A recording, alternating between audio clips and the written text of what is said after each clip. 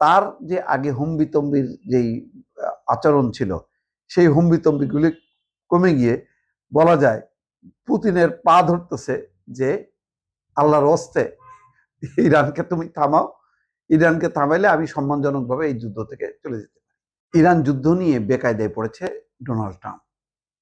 এখন তিনি তার অহংকার ছেড়ে পুতিনের পা ধরছে, রীতিমতো বলছে যে এই যুদ্ধ তুমি মধ্যস্থতা করে দাও। রাশিয়ার পুতিন আবার যথেষ্ট ঘোরেল লোক, সে বলছে যে আমি বিবেচনা করব।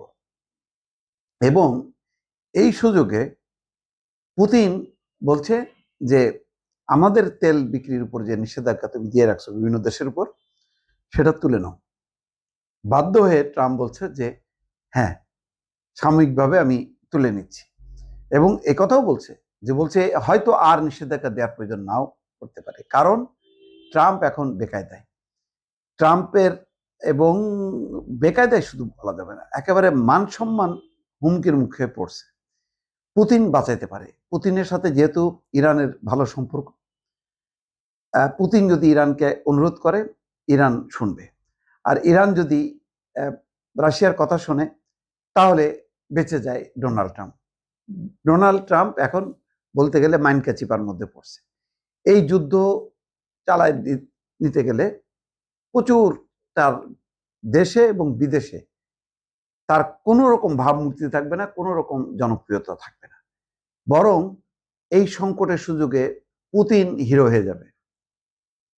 তো আবার ট্রাম্পের সাথে কথা হয়েছে, ট্রাম্প নিজে টেলিফোন করছে পুতিনকে, এবং রয়টার্স একটা রিপোর্ট প্রকাশ করেছে যে ইরান যুদ্ধ নিয়ে ট্রাম্প পুতিনের মধ্যে টেলিফোনে কি কথা হলো, সব কথা বিস্তারিত প্রকাশ হয়নি।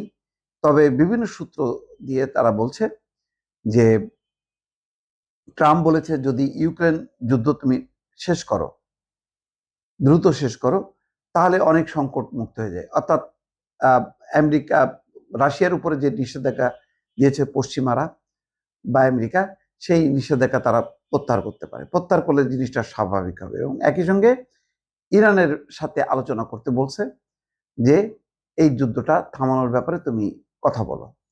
তো সেই কারণেই ট্রাম্প আশাবাদী যে যুদ্ধ তাড়াতাড়ি থেমে যাবে। পুতিন হয়তো দু একদিনের মধ্যেই কথা বলবে। এবং পুতিন সতর্ক করছে যে হরমুজ প্রণালী বন্ধ হয়ে যাচ্ছে এবং এতে সারা বিশ্বে একটা জ্বালানি সংকট তীব্র হবে এবং এই ক্ষতি কেউ মোকাবেলা করতে পারবে না। অন্যদিকে রাশিয়ার উপরেও যেহেতু নিষেধাজ্ঞা আছে, রাশিয়া তেল বিক্রি করতে পারছে না, তখন ট্রাম্প দ্রুত গতিতে বলছে যে দু একদিনের মধ্যেই এই নিষেধাজ্ঞা প্রত্যাহার করা হবে, সাময়িকভাবে অন্তত ভারতের মতন দেশ যাতে রাশিয়ার তেল কিনতে পারে এবং অন্যান্য দেশ হয়তো সে সুবিধা পাবে। অর্থাৎ পুতিনও এখন চাবি ঘোরাচ্ছে যে আমাকে সাইজ করতে গেছিলাম, এখন আমি উল্টা সাইজ করতেছি। এখন বরং বিশ্ব নেতার পর্যায়ে পুতিন এখন আলোচনা করে ইরানকে থামানোর চেষ্টা করবে যে যা হয়েছে হয়েছে, তুমি যুদ্ধ বন্ধ করো। তখন হয়তো আমেরিকা রাজি হবে, এরকম একটা মধ্যস্থতার একটা প্রস্তাব দেওয়া হয়েছে।